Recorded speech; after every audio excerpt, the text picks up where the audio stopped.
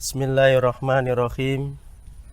Assalamualaikum warahmatullahi wabarakatuh.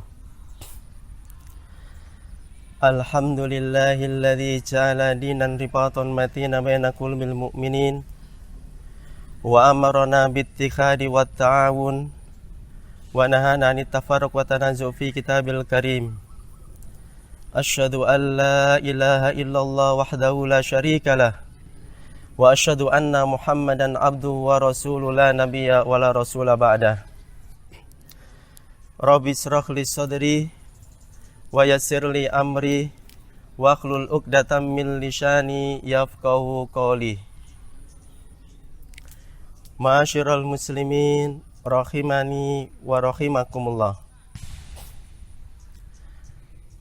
Alhamdulillah, puji syukur kita panjatkan kepada Allah Subhanahu wa ta'ala yang telah memberikan kita nikmat,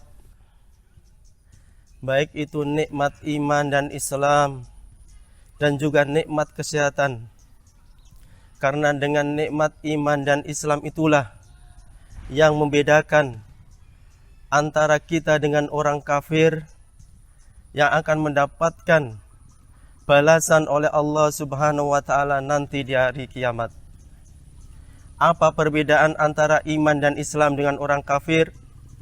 Iman dan Islam itu bukti bahwasanya kita beriman kepada Allah Subhanahu wa ta'ala.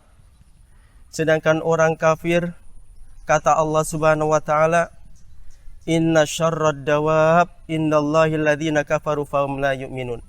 Sesungguhnya sejelek-jelek binatang melata di sisi Allah Subhanahu wa ta'ala adalah mereka yang kafir, tidak mau beriman kepada Allah Subhanahu wa ta'ala. Salawat dan salam tidak lupa kita aturkan kepada Nabi Muhammad sallallahu alaihi wasallam. Beliau yang telah membawa ad-dinul Islam sehingga kita bisa merasakan nikmatnya ad-dinul Islam. Mudah-mudahan Allah Subhanahu wa ta'ala memberikan kepada kita syafaat daripada Rasulullah sallallahu alaihi wasallam nanti di hari kiamat. Amin ya rabbal alamin. Ma'asyiral muslimin rahimani wa rahimakumullah.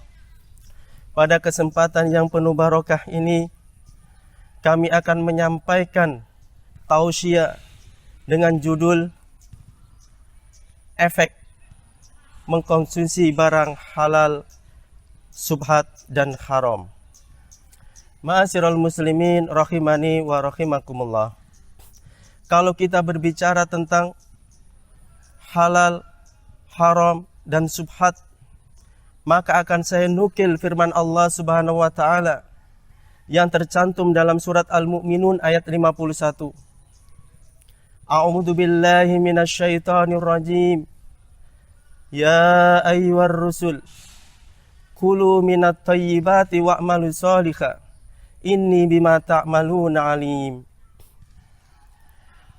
Yang artinya, wahai para rasul, makanlah kamu yang baik-baik dan beramal solehlah.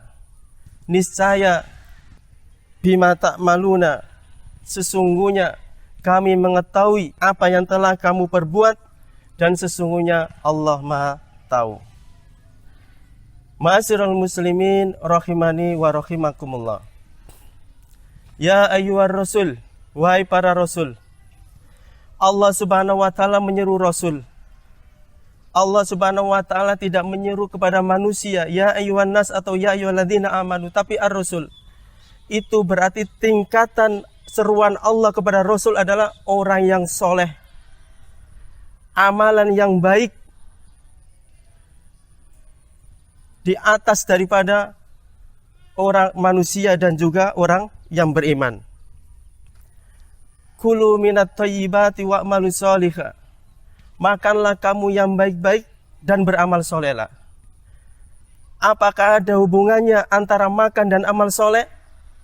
Kalau kita perhatikan, kalau kita fahami, ada hubungan antara makan yang baik dengan beramal soleh. Apa hubungannya? Hubungannya adalah kita akan semangat untuk beramal soleh.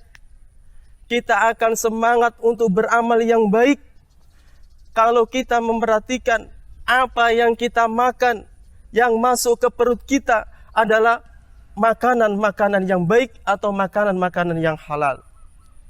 Itu hubungannya. Jangan kita bermimpi kita tidak memperhatikan apa yang kita makan dari hasil haram atau subhat. Maka kita akan menjumpai bahwasanya kita akan malas untuk beramal soleh. Sebagaimana Rasulullah SAW bersabda, Innal halal bayyin, wa innal haram bayyin, wa bainahuma mustabihat la ya'lamuhunna katsirun minan nas. Faman ittaqa syubhat istabra li dinihi wa irdihi. Faman waqa'a fis subhat faqa'a fil karam. Kal mar'a yar'a hawlahu khima. Yushiku antara fi wa inna likulli malik khima. Wa likulli khimallah maharimuhu. Wa inna fil jasad mudghah. Idza salakat jasadi kullu wa idza fasadat jasadi kullu. Ma'asyiral muslimin rahimani wa rahimakumullah. Coba kita lihat bagaimana para sahabat mereka menjaga mulutnya dari makan barang yang subhat ataupun makan barang yang haram. Rasulullah SAW ketika beliau mendapati cucunya masuk ke rumah beliau, langsung masuk mengambil kurma, yang mana kurma itu adalah kurma zakat, dimakan sama cucu beliau. Apa yang dilakukan beliau? Beliau masukkan tangannya ke dalam mulut cucunya sehingga keluar daripada mulut daripada cucu beliau. Itu Rasulullah. Padahal cucunya itu masih belum balik. Toh kalau makan belum dicatat, tapi untuk menjaga agar tidak masuk barang haram ke dalam tubuhnya. Kenapa? Karena akibatnya besar. Apa akibatnya? Akan dimasukkan Allah ke dalam neraka. Kita ingat bagaimana sahabat Rasulullah yaitu Abu Bakar As-Siddiq radhiyallahu anhu, ketika beliau masuk ke pembantu beliau, beliau tidak tanya ada makanan, beliau makan makanan tersebut. Padahal kebiasaan daripada beliau mesti tanya ini makanan halal atau haram, ini makanan dari mana sumbernya, tapi beliau enggak tanya. Langsung beliau makan. Setelah beliau makan, beliau baru ingat, ini makanan dari mana? Apa jawaban daripada pembantunya? Dia menjawab makanan itu adalah takahantu fil jahiliyah. Ceritanya Abu Bakar, dulu masa jahiliyah saya itu adalah diibaratkan seperti dukun. Terus ada orang tanya kepada saya, saya jawab, ternyata mungkin sesuai atau enggak sesuai.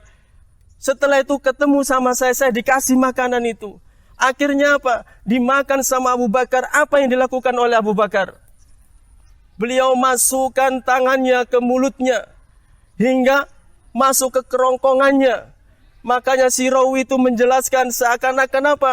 Ruh daripada Abu Bakar As-Siddiq keluar bersama dengan makanan yang baru keluar. Ini dulu pada zaman Rasulullah dan juga para sahabat. Bagaimana beliau menjaga dari makanan-makanan yang haram dan syubhat. Kenapa? Karena makanan haram dan syubhat itu akan menumbuhkan jiwa yang tidak mau taat dan patuh kepada Allah Subhanahu wa taala. Sedangkan makanan yang halal akan menjadikan dirinya untuk selalu taat dan patuh terhadap perintah Allah Subhanahu wa taala. Ma'asyiral muslimin rahimani wa rahimakumullah. Mungkin sedikit ini yang bisa saya sampaikan. Mudah-mudahan menambah semangat kita untuk menjaga makanan-makanan yang kita makan, apakah makanan itu halal ataupun haram ataupun syubhat. Subhanaka Allahumma bihamdika asyhadu an la ilaha illa anta astaghfiruka wa atubu ilaik. Assalamualaikum warahmatullahi wabarakatuh.